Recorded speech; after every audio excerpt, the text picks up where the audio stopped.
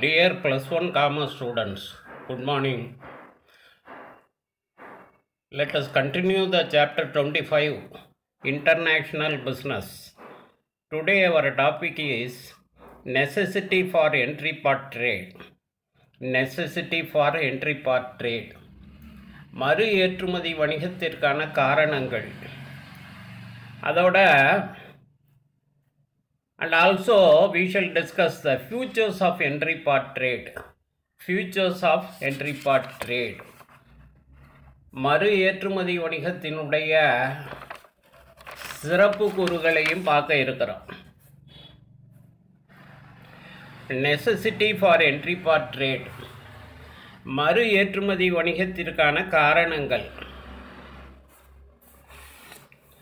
A country cannot import goods directly from the others because of the following reasons.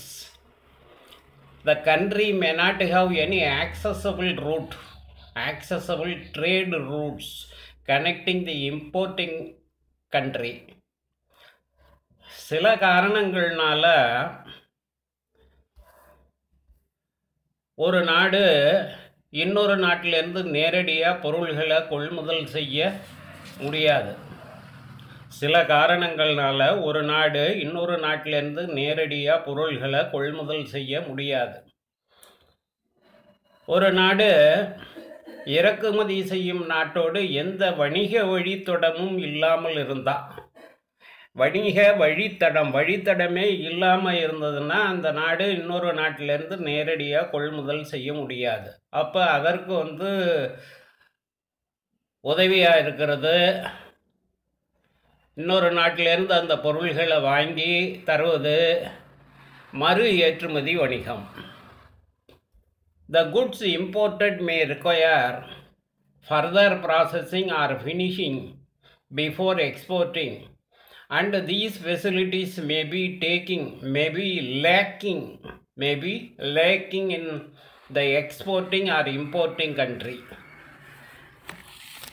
பொருள்களை இறக்குமதி செய்த பிறகு அந்த பொருள்களை மேலும் மாற்றம் செய்வதற்கோ அல்லது முடிவுற்ற பொருளாக மாற்றுவதற்கோ போதிய வசதிகள் ஏற்றுமதி இறக்குமதி செய்யும் நாடுகளில் இல்லாமல் இருந்தால் அப்போ மறு ஏற்றுமதி வணிகம் உதவியாக இருக்கும். There may not have any bilateral trade agreements between both the country. இரண்டு நாடுகளுக்கு இடையிலையும் வணிக ஒப்பந்தம் இல்லாமல் இருந்தால் அந்த சமயத்தில் மறு ஏற்றுமதி வணிகம்தான் அந்த பொருள்களை கொண்டு சேர்க்கும். Importer and exporter may not share good economic relation with each other.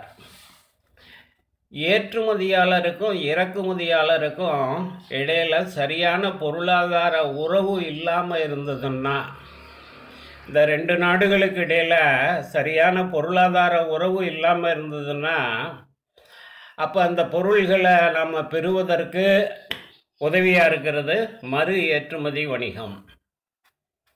Features of entry part trade. In your book back, there is a short answer question. Explain the features of entry part trade. Explain the features of entry part trade. The following are the special features of entry part trade. Import duty is not levied on such goods. இறக்குமதி வரி கிடையாது. மறு ஏற்றுமதி வணிகத்தினுடைய சிறப்பு கூறு என்னென்னா, ஒரு நாட்டிலேருந்து இறக்குமதி செய்கிறப்ப அதுக்கு இறக்குமதி வரியை செலுத்த வேண்டும். மறு ஏற்றுமதி வணிகத்திற்காக அந்த பொருள்கள் இறக்குமதி செய்யப்பட்டால் அதுக்கு இறக்குமதி வரி கிடையாது. ஏன்னா அந்த பொருள்களை திரும்பவும் இன்னொரு நாட்டுக்கு ஏற்றுமதி செய்ய போகிறோம். அந்த பொருள்கள் பிணையமீந்த பண்டகசாலையில் வைத்திருக்கப்படும். These goods are reprocessed and repacked for re-export. பொருள்கள் மறுசீரமைக்கப்பட்டு மறு கட்டுமம் செய்யப்பட்டு ஏற்றுமதி செய்யப்படும். ஒரு நாட்டிலேருந்து இறக்குமதி செய்த பொருள்கள் மறுசீரமைக்கப்பட்டு மறு கட்டுமம் செய்யப்பட்டு ஏற்றுமதி செய்யப்படும்.